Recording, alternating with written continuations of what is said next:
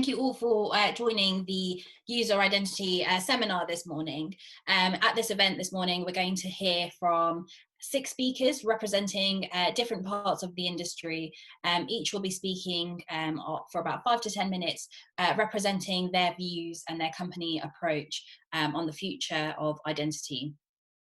Today, we'll be hearing from speakers from GroupM, News UK, Index Exchange, Verizon Media, the Telegraph and Google. As mentioned, each presenter will be talking for about 5 to 10 minutes and we'll be expecting to wrap up by about 10:30 this morning. So given that this webinar is happening very differently to how our town halls usually run, I think it's important that I address the current situation that we are all in. And firstly, I hope you all are safe and well, and thank you for joining our webinar. I also just wanted to let you know that during this time, it's more important that we stay as connected as possible. So just wanted to let you know of the different ways that IAB UK are supporting the industry at this time. So if we can move on to the next slide. The first thing I wanted to inform you all of was our new hub, our connected hub, which is at iabuk.com/connected, and is a hub where we are showcasing all of the great work and all the innovative ways that companies from across the industry are working in these unusual times. And the second thing I wanted to let you all know was that as IAB UK, and if we move on to the next slide, we are working as business as usual as much as possible. So including running a lot of our events virtually, events and meetings virtually, as we are with this one, but also have turned a number of our training programs to become virtually available. And you can find out about all our events and training on our UK website. So if you haven't had a look already, please do so. So before I hand you over to our next speaker, I just wanted to let you all know that we do not have any formal Q&A session for this event this morning. So if you do have any questions, there is a Q&A function either at the bottom of your screen or the top, depending on your layout. And if you do have any questions for the speakers, then please do submit them there. With that, I think that's everything from me. I'm going to hand over to our first speaker, who is Richard Lloyd, the Chief Data Officer at GroupM. Over to you, Richard. Thank you very much, Tina. Hopefully you can all hear me and see me. Tina, do you want to just give me a thumbs up to check that you can hear me okay? Great stuff. Right, so what we're going to do is spend the next 10 minutes or so talking about our perspective on the future of digital identity as GroupM UK. So if we can move on to the next slide. Next one again, please. So it's probably not going to come as a surprise to anybody on the webinar today to hear that on January the 14th of this year, Google triggered an earthquake for the industry. And of course, for a few weeks, this was the most commonly talked about thing in our industry before something else took over that I'm not going to talk about this morning. But of course, when this news was announced, if you read the trade press, if you listened to a lot of the commentary, it sounded like this was almost the most cataclysmic thing that could possibly happen to the concept of identity-driven media and targeted advertising. But we wanted to dig a bit deeper and really understand the implications. So if you can move on to the next slide. What we really wanted to look at is how significant really is this as a change. So the removal of third-party cookies from browsers, how much of an impact is that really going to have on us? So if we move on to the next slide. If we look at digital identity as it exists today in April 2020, it's an incredibly complex topic, ecosystem, however you want to describe it. I don't have the time this morning to talk through all the various components of this, but broadly speaking, we see a world today really comprised of 2 separate identity methodologies, if you like, or regimes, one of which is built around what we call declared identity, which is essentially consumers authenticating themselves with services, and one ecosystem based around what we call inferred identity, which is all of the identifiers that are generated either from a device or from a website in terms of cookies, things like IP addresses, device IDs and IDFAs in mobile app ecosystems and so on and so forth. So it's the inferred identity ecosystem, which today is incredibly complicated, and it consists of a very large number of potential identifiers, and cookies are only one of those identifiers. It's my cat. So if we look at the actual the proportion of this ecosystem that cookies actually represent today, if you move on to the next slide,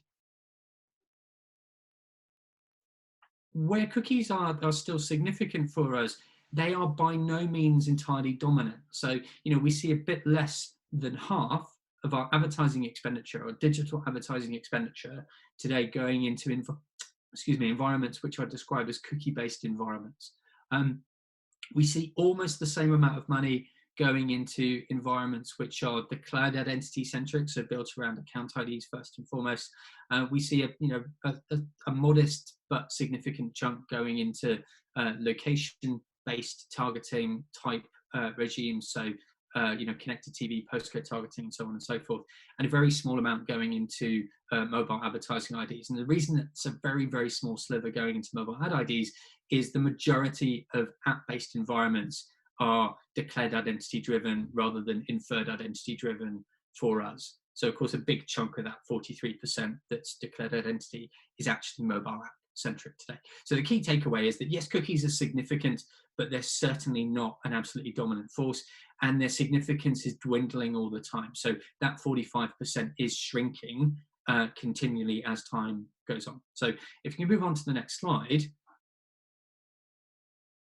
Actually, we think of the world of digital identity as being impacted by three key disruptors, of which those browser policy changes are probably the most insignificant. They're the least impactful of the three changes that we are tracking. So beyond those browser policy changes, which have removed third-party cookies, we've got a much more significant thing to consider, which is the broader regulatory landscape, GDPR specifically, in the UK and the EEA, of course, but you've got CCPA in the US and so on and so forth. So there's a whole kind of seismic shift occurring in terms of how you apply any form of identity-based advertising in a way that's fundamentally compatible with the regulatory regime that you're operating within, and almost more importantly, how you're doing so in a way that ensures that you have a positive consumer perception, or at least consumers are not sort of actively rebelling against what you're doing. And then beyond that, we've got this arguably even more expansive topic to consider, which is ecosystem fragmentation. And that's fragmentation in terms of the devices that consumers are using to consume content, the platforms that they're accessing that content through, the environments that those platforms could be delivered within. So for example, apps versus web browsers and so on and so forth. And it's that fragmentation that's created that incredibly complex picture that I showed a couple of slides ago, where there are so many different identifiers now that we can potentially leverage as an industry. So that's the backdrop in terms of the things that we believe are the most significant sort of transformational forces, the most significant disruptive forces on digital identity. So what we're really looking at, I suppose, in an industry is the sort of the setting of the sun on one particular era and the emergence of a new era of identity-driven advertising. And that new era is going to be powered by, I believe, a fundamentally different approach to the concept of digital identity and how we use digital identity to power advertising. So if we move on to the next slide, while we don't necessarily know what the ultimate solution is going to look like, I think what we can predict fairly confidently today, what we can ascertain today, is the things that we need to solve for in terms of what that new solution or set of solutions needs to be able to do. And really, there's three things that we need to consider in all of this. So we need to consider what consumers and regulators will accept in terms of the capabilities that underpin identity-driven advertising going forward. We need to think about what buyers, i.e. us as GroupM, need for effective campaign management. And when you think about what's commercially viable for publishers, because of course, while it's all well and good for us to say, well, from a GroupM perspective, this is what we need in order to run effective campaigns for clients, we're very conscious of the fact that if it fundamentally doesn't work for publishers, if it's not commercially viable for them, then it's not going to fly. And if we go to the next slide, of course, where we really need to be is the intersection of all three of these. So there's a sweet spot where if we can get the consumer perspective, the buyer perspective, and the publisher perspective in alignment, then in theory, what we produce going forward should be sustainable, certainly much more sustainable than we have today. So in terms of what we need from a buyer perspective, thinking about GroupM specifically, there are really three areas that we focus on in terms of digital identity playing a key role for us. So first of all, campaign delivery management. That's the enabling of reach analytics, frequency management, recency management, and so on and so forth. So the basic hygiene of delivering an effective digital campaign. Second of all, we think about it through the lens of measurement, optimization, and analytics. So how do we determine the effectiveness of the advertising that we run? And thirdly, we think about it through the lens of audience targeting and personalization. So how do we reach the right people with the right message? Now, that doesn't necessarily need to be at a consumer level, but of course, as much as possible, we want to be ensuring that we're minimizing wastage and so on and so forth. So the key thing to bear in mind here is that it's not a given that a single solution needs to solve for all three of these requirements. And in fact, there might be a multitude of solutions that solve for different components of these requirements. What we're really interested in ensuring right now is we focus on the problems and make sure that we're able to work forward from a problem to a solution, as opposed to starting from the perspective of, right, well, let's design a replacement for a third-party cookie and then work back to how can a third-party cookie replacement help us to solve for some of these problems. So in terms of where we're heading as an industry, this is our prediction, I suppose, for, if we were to cast our eye forward maybe a couple of years from now, this is where I think we're going to end up. We go to the next slide. I believe that we're going to need to operate within two parallel ecosystems as an industry, but they're not going to be the same ecosystems that I talked about earlier on. So, in that one of the first slides that I showed, I talked about the declared identity ecosystem and the inferred identity ecosystem. I think the declared identity ecosystem is going to remain in existence, and it's arguably going to become a lot more significant than it is today. I think we'll see a much larger number of media owners move into the declared identity ecosystem versus where we are today, which is predominantly the walled gardens operating in that space. The inferred identity ecosystem, I think, is going to disappear over time. And that's not just web browsers, that's also things like the mobile app environment and the use of IDFA and device ID in apps. So even though there's no suggestion right now that those mobile advertising IDs are going to disappear, this year or next year, I think in the longer term, it's hard to see a future where those sorts of identifiers are sustainable in the context of, the intersection of those three different sets of requirements that I talked about earlier on. So in terms of where the different components of the industry will map to this, if we move on to the next slide, I think how we're likely going to see the industry evolve is walled gardens will continue to play, squarely in that declared identity ecosystem space, along with, for example, broadcaster platforms. So if you look at what the major broadcasters in the UK are doing in terms of their digital offerings, so Channel 4, Sky, ITV, and so on and so forth, pretty much every single one of those platforms requires you to authenticate as a consumer. So, they're already moving towards a world where, you will not be able to access their content without declaring yourself as a consumer. I think for non-broadcaster tier one publishers, so, News UK, Telegraph, etc., what we'll see is a hybrid approach where those publishers will need to operate in parallel in both the declared identity ecosystem for consumers that are authenticating, as well as the anonymous ecosystem for consumers who haven't provided any form of identification. And then I think the long tail publisher ecosystem is probably going to sit squarely in that anonymous ecosystem portion, because there won't be an incentive for consumers to authenticate with those kind of publishers. Now, I want to be very clear here in saying that I don't believe that means that all the spend is going to go into the declared identity ecosystem. So this is not the death of long tail publishers. What is absolutely going to be the case is we're going to have to figure out as buyers how to operate effectively in parallel in both declared identity and anonymous ecosystems, so that we can reach the required number of consumers, and we can deliver the required level of performance on behalf of our advertisers as well. So what are we doing about this from a GroupM perspective? Final point. Well, we convened a working group last year, the Future of Identity Working Group. I think it was around July, August time last year. So we've been working on this for quite a long time now. We spoke to a large number of representatives and stakeholders in the industry. So we spoke to ad tech companies, we spoke to publishers, and we tried to get a sense of where the industry was going. We published a fairly significant report internally in January, February of this year, really outlining our perspective on the past, present and future of digital identity. And what we're doing now is we're starting to bring together a select number of publishers as well as select ad tech partners to start to prototype out what the future is going to look like. So over the course of this year, over the course of 2020, we want to be testing and experimenting with new approaches that we believe may potentially provide the foundations for that new era of digital identity that I talked about, that we'll likely see emerging over the course of the next 12 to 18 months. That's it from me. Thank you. Great. Thank you so much, Richard. And great to start with you kind of painting out the picture and how it works from the buy side. So James Corbin is speaking, representing the opinion of Verizon Media, and is the head of global data solutions there. Thanks, James. No worries. Hello, everyone.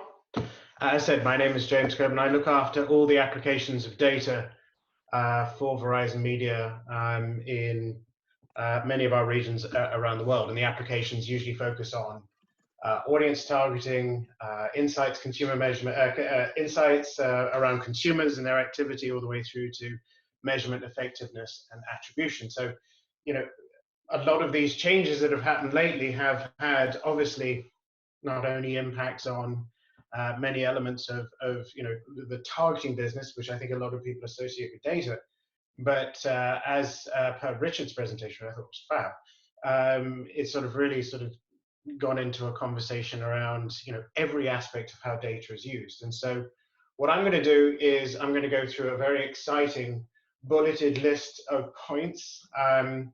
After working at Microsoft for 10 years, it's clearly the height of my PowerPoint skills, you're going to see in just a minute. But now I obviously work for Verizon Media, and for those who don't know who Verizon Media is, obviously a very big US brand. In a consumer sense, we represent so many brands in the UK and Europe and around the world, like Yahoo, AOL. We represent Microsoft and a series of other environments whereby we have the end-to-end opportunity of being able to work both as a publisher, an ad tech organization, and be able to connect demand and supply. So it's a fun opportunity, but data is obviously integral to that. So if we flick to the next slide, we'll probably flick over the next slide. Actually, that's what I look like, even though there's a camera I didn't know, and I can't tell you the last time I wore a suit. This is sort of a position on identity, and it sort of feeds nicely on from Richard's conversation as well. So first bullet, if you wouldn't mind. First-party data is more valuable than ever. I mean, obviously, very straightforward conversation. If you get rid of third-party, then first-party is really a scenario. But this is a hugely important point in that the last presentation focused on sort of the declared. You could also hear words associated with addressable. It's that environment where not just first-party data, but more along the lines of declared or given or addressable data will be and continue to be more valuable than ever. And people think, well, hold on a second, that's not necessarily a new concept. It isn't. I do recall giving my email address when I signed up for Hotmail in 22 years ago. And arguably that is still the ID which is used if I want to use, I'm part of the Microsoft ecosystem, I want to be able to use Xbox, or I want to be able to use my Windows 10 machine. And so the concept of an addressable ID that runs through some form of identity is not necessarily a new concept, but as it relates to our environment, it is. And we've talked a lot about cookies.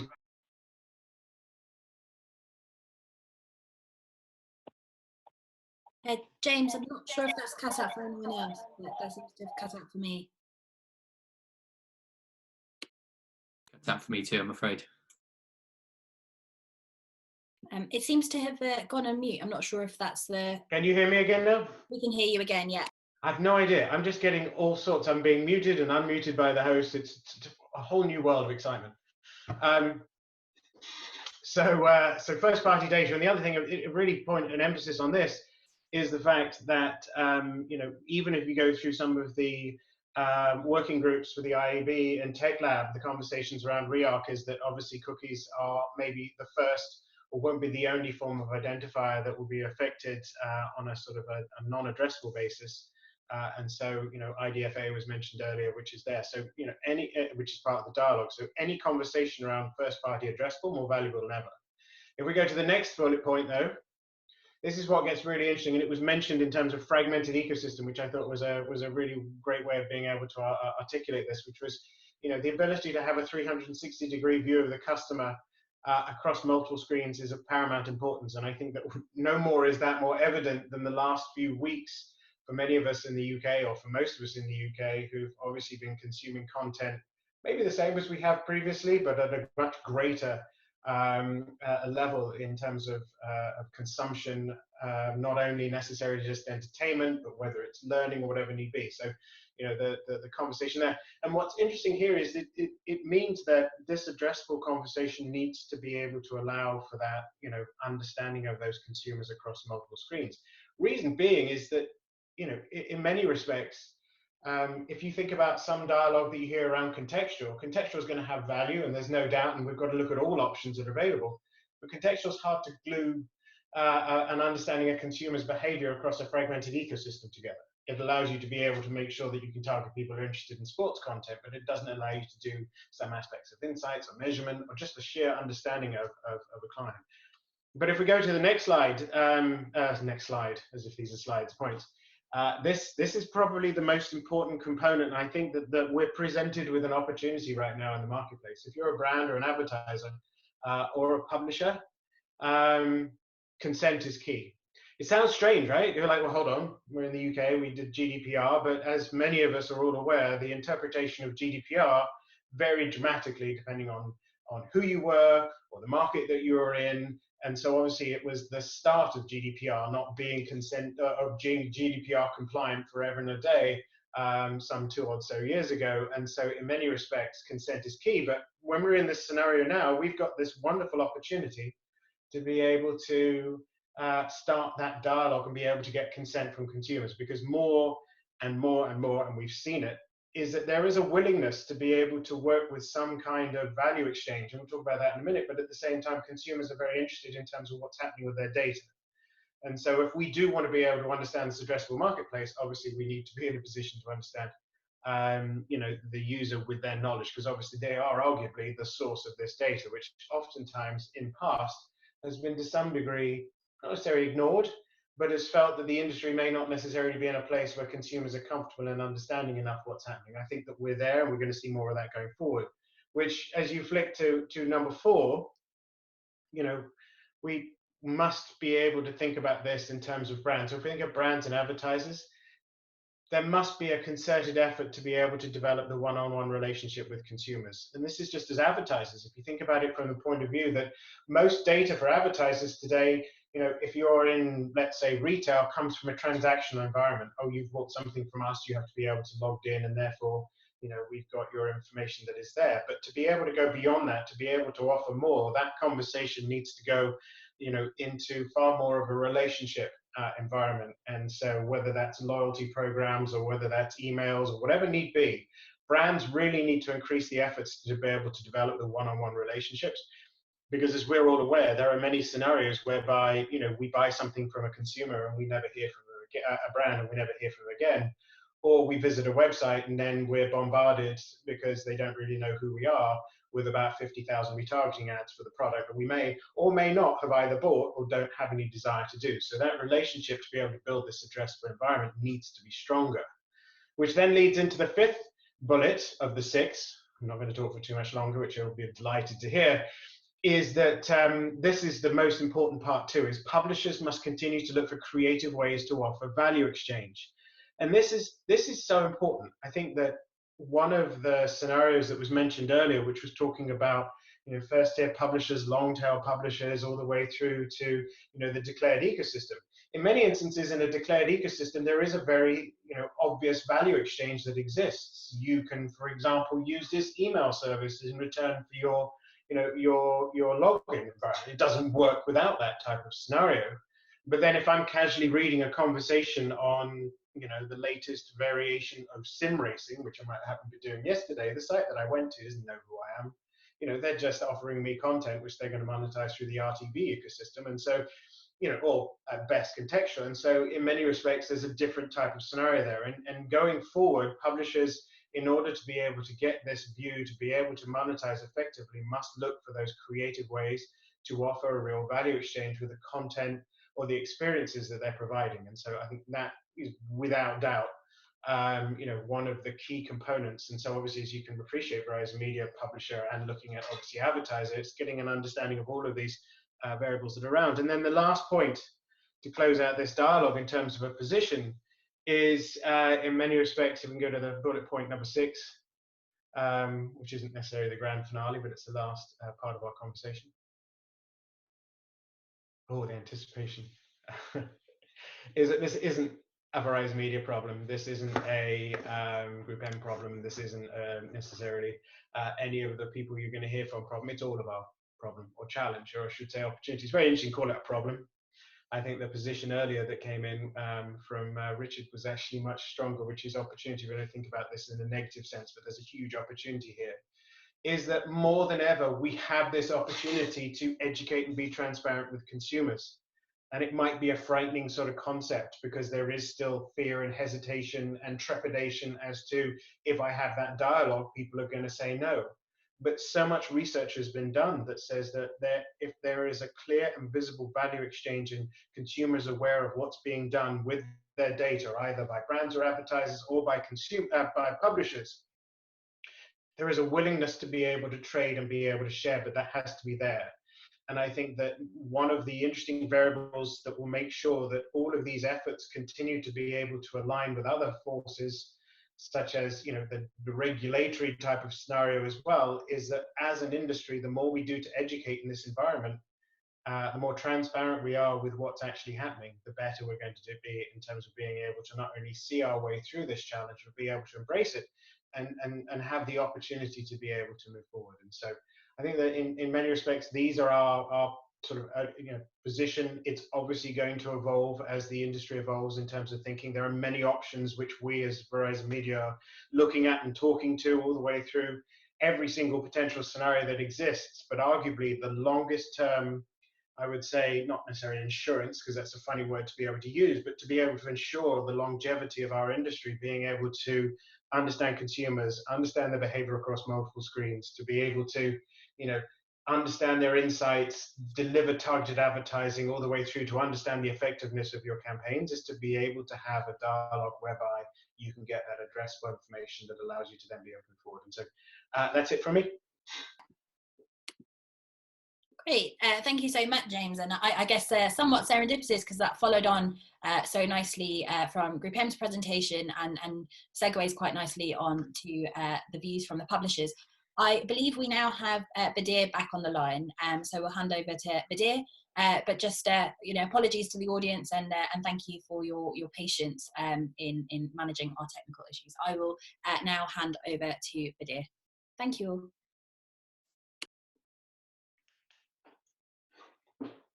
Hello, everyone. Sorry, let me.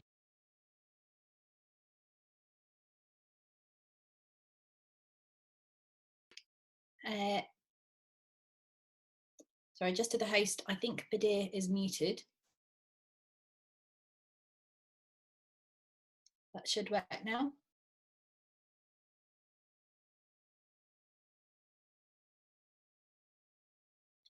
I'm unable to hear Badir. I'm not sure, again, if that's the same for anyone else. Can I just check if anyone can hear me now? I think it has come in, yes.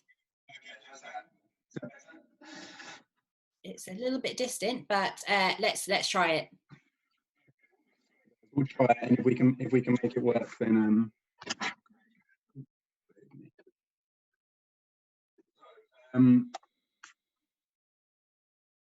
sorry for the technical Everyone, I'm going to try and go through my notes, and if we have to stop halfway, then apologies.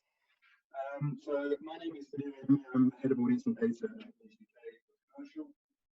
And my argue is that when it comes to the death of the cookie, a lot of the talk has been about replicating the current situation.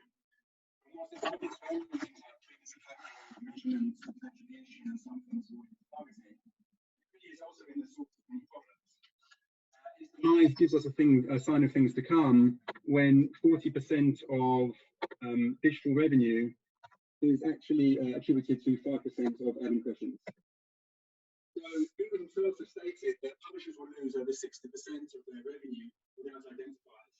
But the less discussed element from the same piece of research is that the number of complaints made about the ads that did not use cookie-based ad targeting actually went up, users citing irrelevant targeting as points of annoyance.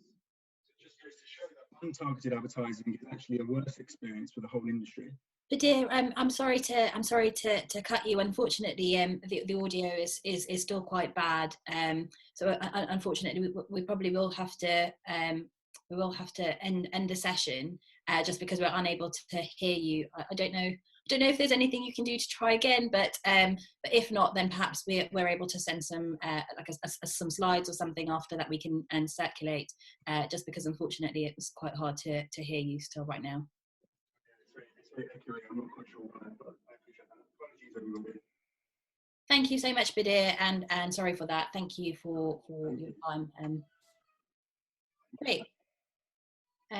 Well, we will move on to the next session, which is from James Prudhomme, who is a VP at Index Exchange. Over to you. Thanks, James. Thank you very much. Can everyone hear me okay? We can hear you. Perfect. Thank you.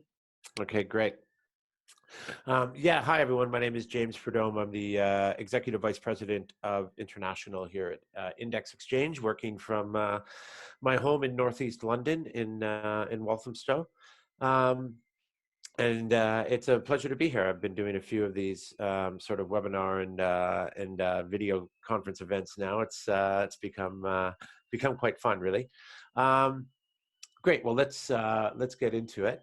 We'll go on to the next slide. Right. So no real surprises from these headlines, and I think anyone who has been active in our industry over the last few years is familiar with these. Publishers are definitely in a state of flux, no question, impacted heavily by the current state of things in our ecosystem as well. And effectively, the content creators, the publishers, the creative types, the people who are building content and publishing it on the open web are under threat from the walled gardens. So more than 70% of digital marketing dollars today are swallowed up by the likes of Google, Facebook, and some of the other walled garden ecosystems. Even though users are spending the vast majority of their time browsing and consuming content from publishers on the open web. The fundamental problem with this, and the reason why this scenario has been allowed to play out, is because the walled gardens have a lock on user identity. They have persistent identifiers that run across devices, that run across platforms, that run across content types. And it's made it very, very easy for marketers to connect those persistent identifiers to their customer files, to their CRM files, so to speak. Let's go on to the next slide. So the ad tech ecosystem has, kind of hacked their way through identity over the last 15 years or so by relying on cookies. Finally, cookies are going away, and I think ultimately this is going to be the best thing that's ever happened to the industry. And I think that this presents an amazing opportunity for companies in the ecosystem, and especially for publishers, because finally we can all start working together and coming together around solving this problem of the unfair advantages that the walled gardens have around identity. I think cookies, if anything, have been holding back our ecosystem for many, many years, and I think that it's really time to move on. So I really think this is an amazing opportunity. Let's go on to the next slide. So Index Exchange recognized this problem, several years ago, and we have made probably our most significant product and engineering investment over the last 3 or 4 years has been into an identity framework. Now, this framework is not intended for Index to have kind of this sole identifier that will replace the third-party cookie. It's not really that at all. It's really about creating a framework on which other people-based identifiers can transact in the programmatic ecosystem. So effectively connecting buyers and sellers of advertising, through these people-based identifiers on the open web. With the ultimate goal of allowing marketers to unlock their CRM files, match them to these persistent people-based identifiers, and be able to transact on the open web in the same way that they can transact in the walled gardens. And that ultimately is what will serve to level the playing field and hopefully start to tip the scales back in the favor of premium open web publishers and see more and more of those advertiser dollars transacting against their original content. Let's go on to the next slide. So there's really a journey ahead of us. Now, Index has started to deploy our identity framework across publishers in the UK and around the world. The first step a few years back was really around solving some of the existing problems associated with cookies. So supporting some of the common cookie identifiers like the Trade Desk Unified ID was probably one of the first ones. There, of course, have other ones have emerged. They're also being supported by our framework. But that was really step one. It did improve things. It did result in some efficiency gains for publishers. But being honest, it didn't really move the needle on revenue, and it didn't really start to drive a lot of those marketer dollars back in the favor of open web publishers. So the next step in the journey has really been RTI adapters. So examples of that would be LiveRamp and the LiveRamp IDL, the single sign-on NetID Foundation in Germany is another great example of that. And these are really adapters that allow, Merkle, the Merkle M1 adapter is another great example. And these are really adapters that allow, transactions to occur using something other than a cookie. And so in the case of LiveRamp, it's the IDL. In the case of Merkle, it's the M1 adapter. And in the case of NetID in Germany, it's the NetID identity token. So this is really starting to allow publishers to navigate their way from common cookie IDs through RTI adapters onto people-based identifiers, really allowing them to eventually leverage things like single sign-on. So James Colburn did a really good job. I thought his 6 bullets were very, very insightful in helping people understand that it really is about publisher first-party data. And in order for publishers to be able to actualize and transact on their first-party data, they are going to have to start relying on identifiers like email addresses. And what James pointed out that I thought was really interesting is, these aren't really new. Companies like Microsoft have been relying on common email address identifiers across devices for many, many years. Single sign-on consortiums like NetID in Germany and like others that we started to see in Europe are really starting to accelerate this paradigm for open web publishers. And I think there's a bit of a challenge here for publishers in the UK, whereby they can start working and collaborating with one another on these single sign-on consortiums. And I know that some discussions are starting to go on amongst premium UK publishers, but I think there's a ways to go in that journey, and I really think it's time for publishers to start taking that very, very seriously. Let's go to the next slide.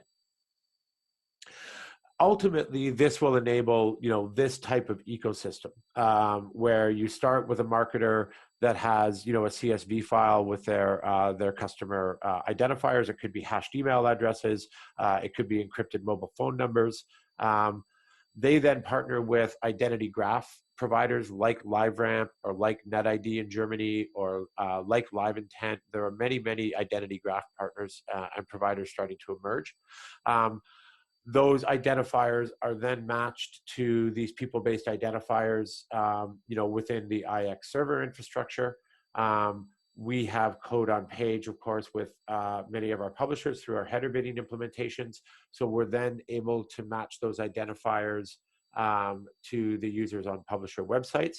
And we're able to allow marketers to transact against their CRM files in the same way that they can transact against their CRM files on Google and Facebook. So this is really just an emerging paradigm. We've got significant traction on this in the United States.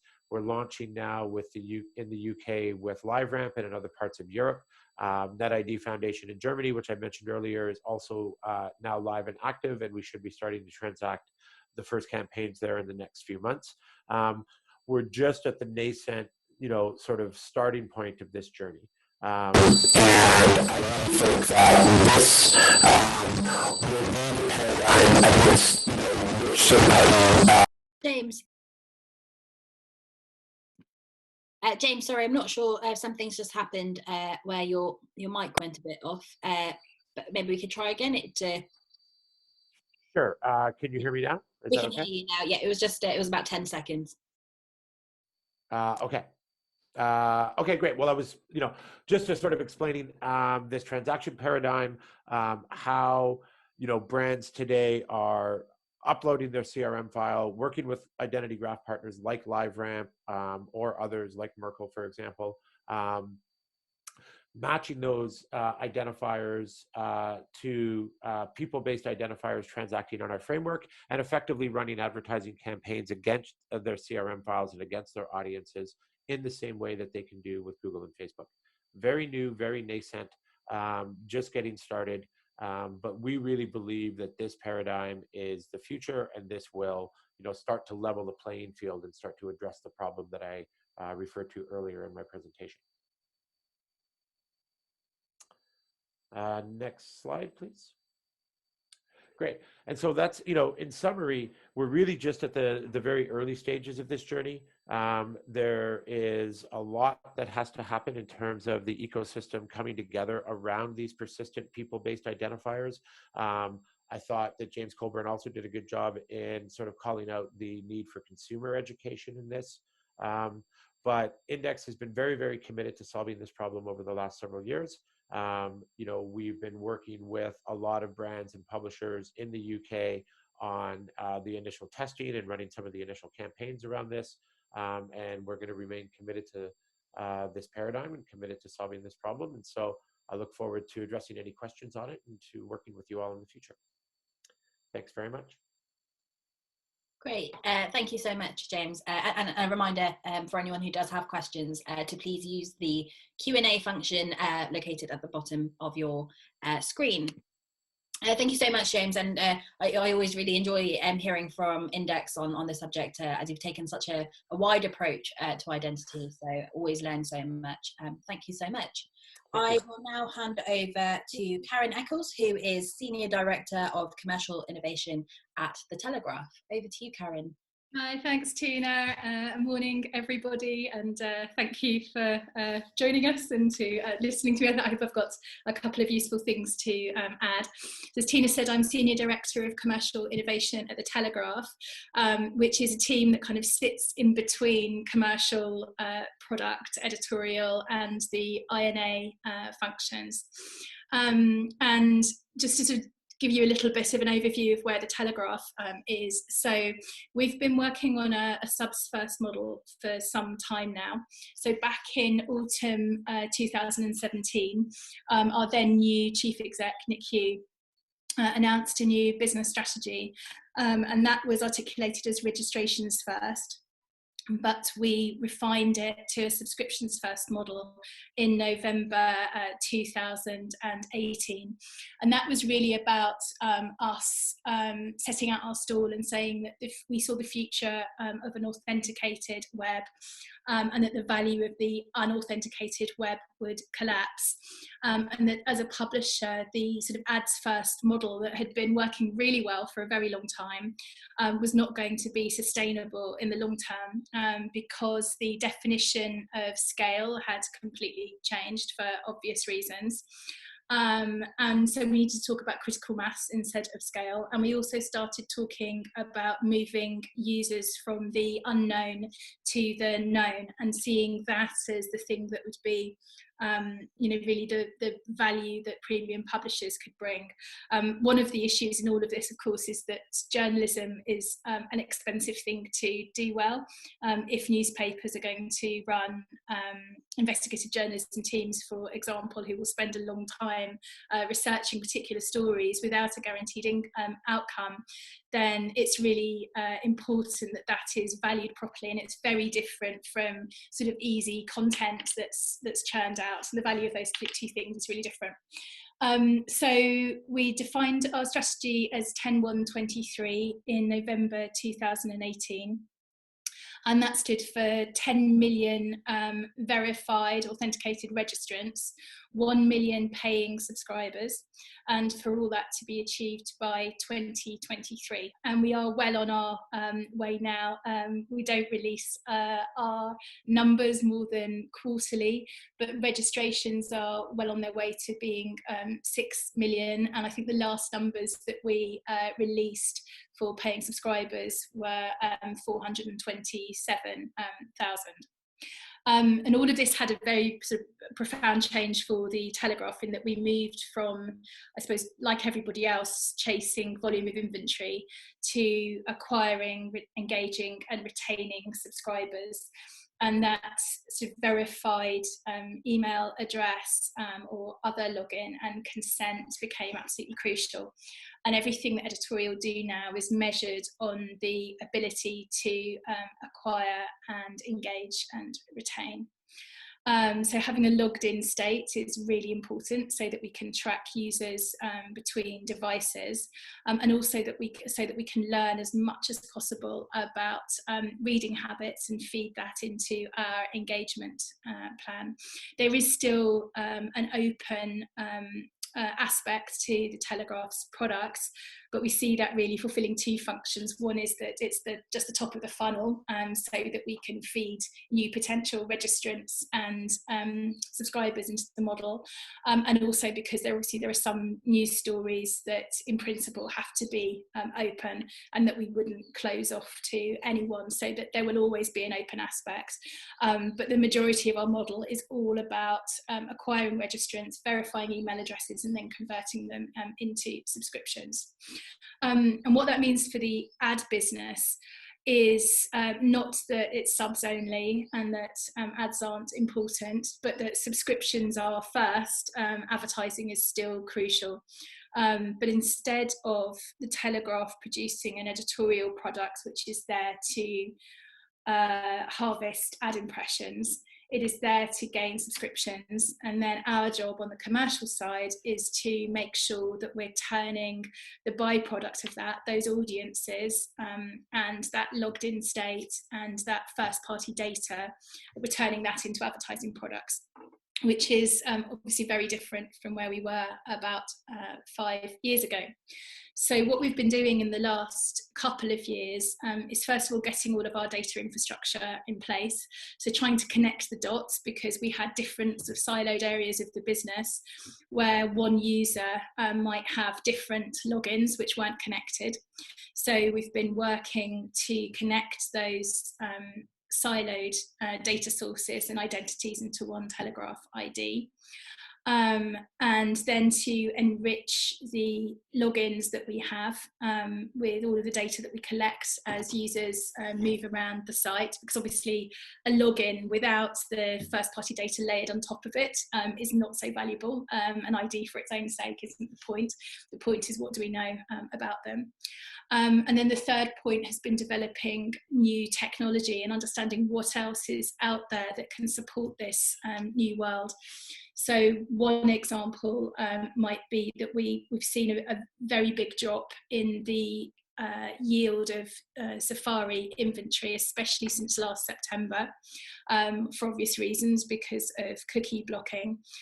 So we've implemented Permitive as a commercial DMP so that we are able to apply some data and audience segmentation for every impression as soon as a user hits And then we're working with companies like InfoSum as well, because we believe in that principle of connecting first-party data sets anonymously without any danger of leakage.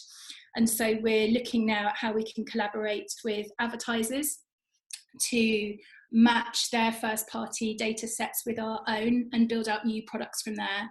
And also what's important, we believe, for advertisers is that we work in collaboration with other publishers to do that too, so that we're connecting all of these sort of mini walled gardens of quality publishers. We're not just creating a whole new set of mini walled gardens as we all work out our own solutions but don't talk to each other. We have to be able to kind of build those connections between publishers, but we have to be able to do it safely. So we're doing that too. And then, of course, we were a founding partner of Ozone. So Ozone has a really important part to play in all of this as well, because there's potential for that unique audience to be brought across a host of publishers without needing to rely on the old sort of programmatic ecosystem. So the way that we're seeing differences in trading is that direct sales is becoming more prevalent again, and programmatic guaranteed. Less reliance on the OMP. So the OMP is still included in our revenue figures, but it is a much lower proportion of our overall ad revenue.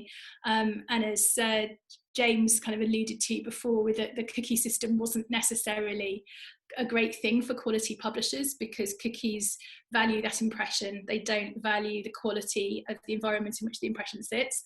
An impression is an impression, whether it's sitting on a page of very easily written content with 8 other ads, or whether it's sitting in a very relevant, very rich context that might be read for 12 minutes and maybe there's only 1 or 2 ads on the pages.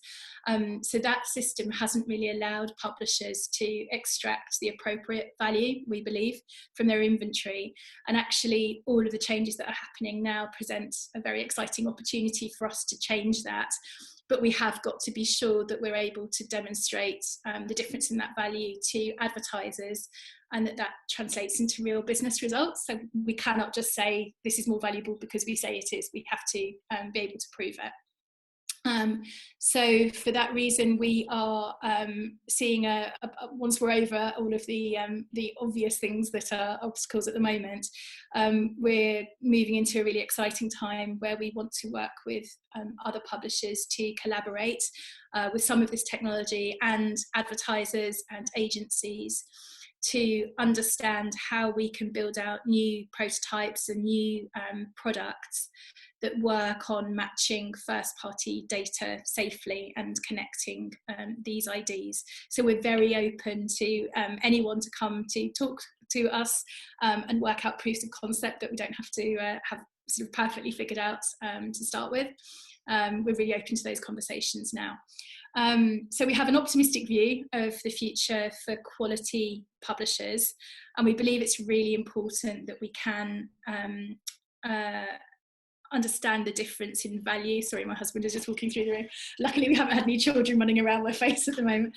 But we think it's really important to demonstrate that value, as I said, because journalism is not a cheap business. So we're working on a program called Metrics That Matter, which aims to prove to advertisers the value of those logged in IDs, the first party data, and pay it back in attention and engagement and ultimately business outcomes. But doing that on a model that isn't reliant on cookies and isn't reliant on the click either. And we see this being based on those IDs, first party data, rich contextual triggers, and then the proof in attention metrics and business outcomes.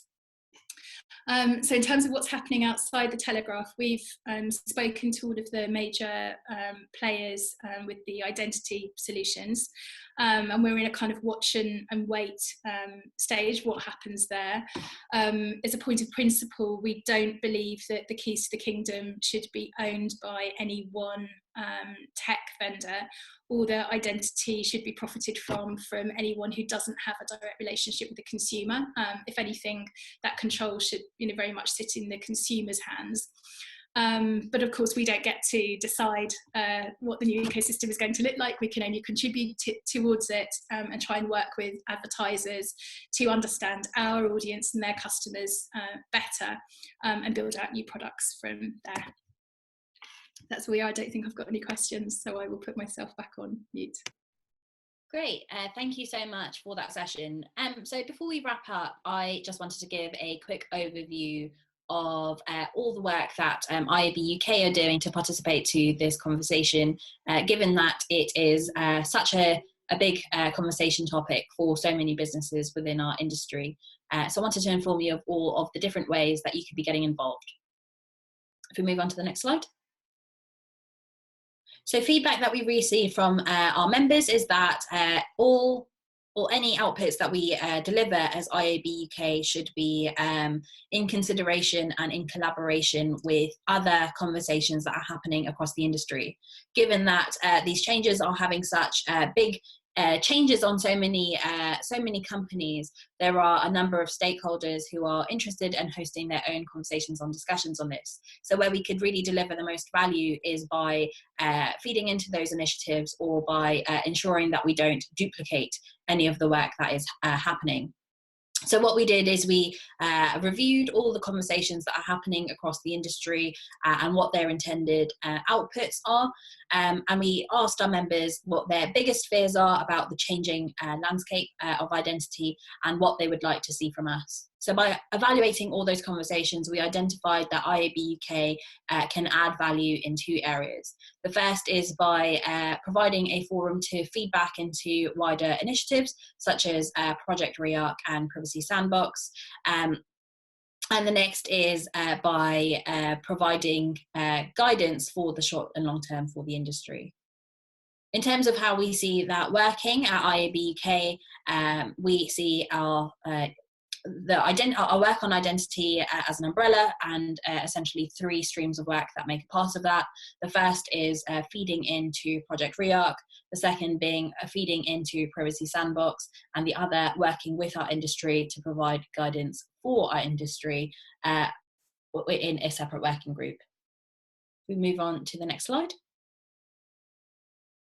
So for those of you who are not familiar with Project Rearc, Project Rearc is an initiative being led by IAB Tech Lab, and essentially it's a global call to action for stakeholders from across the industry to come together and work together to find a solution for how we should be working together in the new landscape. For those of you who are not familiar with IAB Tech Lab, so we as IAB UK are the trade body for digital advertising in the UK. What that means is that we provide research, education and training, standards, events, and we lobby with local government, all for the local market. There are 47 other IABs like us around the world. IAB Tech Lab, however, are a unique IAB in that they are the only global level IAB, and they are tasked with producing global technical standards for the industry. So some of the initiatives you may have heard of are things like ads.txt or appads.txt and OpenRTB and many others. The ones that are specifically related to this conversation of identity are the new one, Project Rearc, and Digitrust. If we move on to the next slide. In terms of everything going on in Project Rearc, I've provided a link on this page which provides all the information about everything going on and involved in Project Rearc.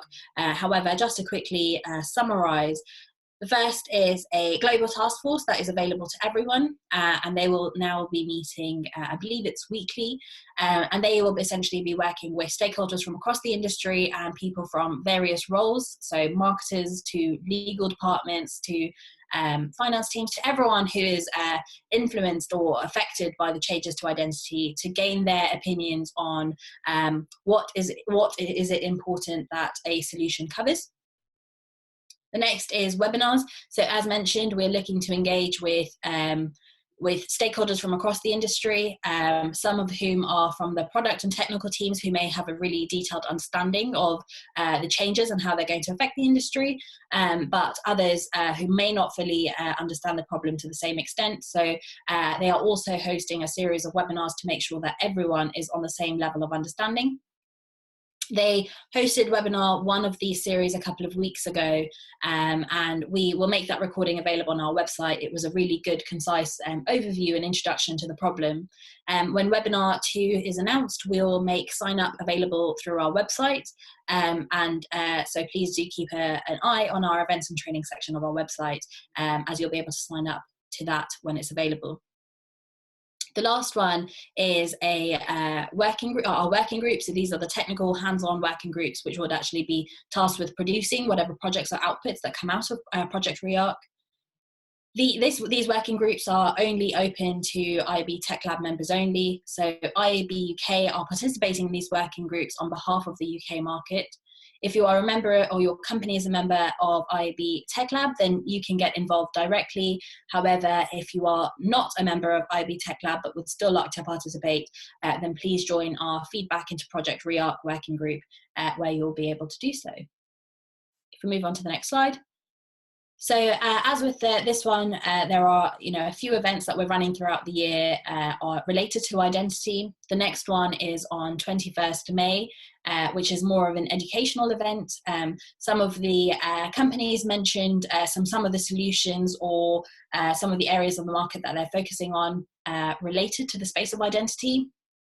So this session is inviting speakers for some of those key partners there, and we have it's kind of more of an education of what their solution actually does and how it works in the space of identity. And we've got speakers confirmed from the likes of ID5, Smartology, Permutive, and many more. So you can sign up through our website at the link provided, but as always, do keep an eye on our website for any updates and upcoming events. I believe that's pretty much it for me in terms of updates. We are going to, usually with these town halls, we run discussions where we would love to hear from you, and those are kind of one of the most really valuable parts of these events. However, obviously, given that we are having to work this event virtually, it's not quite feasible to do so, but we still want to hear from you. So if we move on to the next slide, there is a survey available here, which I ask you all to complete, where we would like to hear from you, and it essentially is just 4 questions. A demo has appeared on the screen now. 4 questions of what we would like to hear from you, so please do fill that in. But with that, I think that concludes the end of our webinar. There is a feedback screen that will appear as you try to close the webinar and ask you to just complete those questions. And would just like to say thank you all for joining. But unless there are any questions, we'll wrap up there. Thanks.